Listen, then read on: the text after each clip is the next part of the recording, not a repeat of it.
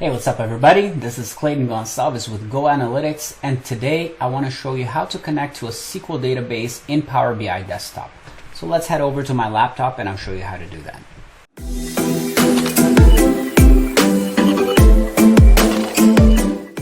Okay, so here we are in the Power BI Desktop app, and the example that I'm going to be showing you today is using SQL Server. But these steps should be very similar to any other type of SQL database. If you're using MySQL or PostgreSQL, it should all be very similar. So there's an option here for SQL Server, since this is a Microsoft product, but we can actually go into the expand the get data option here and open up the more option to open up all of our data connectors.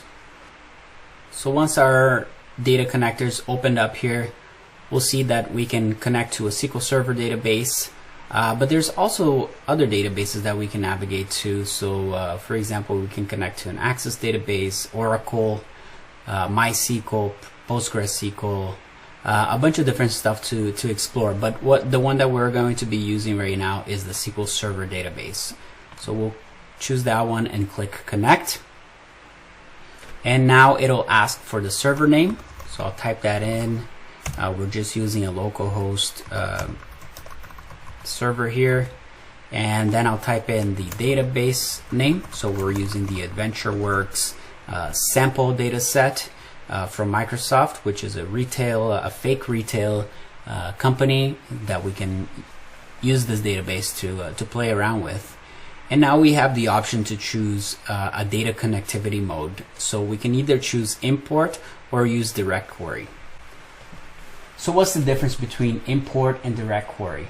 Well, importing the data will actually, as the name says, import the data into the Power BI Desktop app. So this has implications for your data model size because it will bring all of this data into Power BI Desktop. So if your data is quite large, then your model size is going to be quite large, and the performance might be a little bit sluggish. As well, you need to consider your RAM capabilities because since you're bringing all of this data into Power BI Desktop, it will consume your RAM as you're working with the data.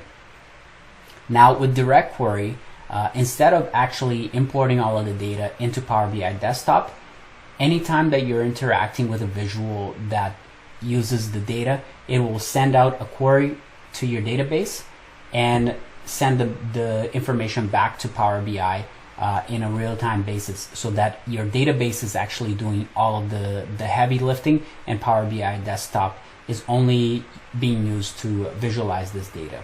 So the direct query is a good option if you're using if you're working with very large data sets, for example like big data. You might want to use direct query versus importing all of this data into Power BI Desktop. But for our purposes here, we'll just use import. So we'll just click OK here, and Power BI is going to show us all of the tables and views in this database that we can choose from. So let's go ahead and choose the person address table here, and this is just a table that shows the address of all of the people in our database. And here we have the option to load this data right into our data model or transform the data to make any modifications to it before we start visualizing it. We're just gonna head and load this. So once Power BI is done processing all of this data, we'll have all of that information here and be able to start creating visualizations with this data right away. But what if your data set is very large and you don't actually want to bring in a whole table? Maybe your table has millions and millions of rows, and you actually want to write a SQL script to filter out some of the data that you don't actually need before you bring it into Power BI Desktop. Well, there's a very simple way to do that. We can write some SQL code to filter down our data right into the Power BI Desktop app. So let's take a look at how we do that. Alright, so I'll choose SQL Server again, and I'll enter in the credentials so that we can get in. the database name. And right here we have an advanced options. So if we expand that, we have the option to write a SQL statement actually right in here. So I'm going to write a very simple script here. So we're going to select everything from the person table where the person's first name starts with the letter F, for example. I don't know why we would ever do this, but let's say we're only interested in our people that their first name starts with F. So we can do this to filter out our data. So I'll click OK. And this will load a preview of our data here.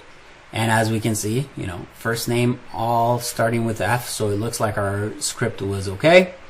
And now we can click load our data, or we could also choose transform data to open up the Power Query editor and make any modifications to our data. So we'll click load, and now we have the person and the person address in here, and this is named query 1, which is our query that we just ran, and we have all the information here, and we can start making visualizations from it.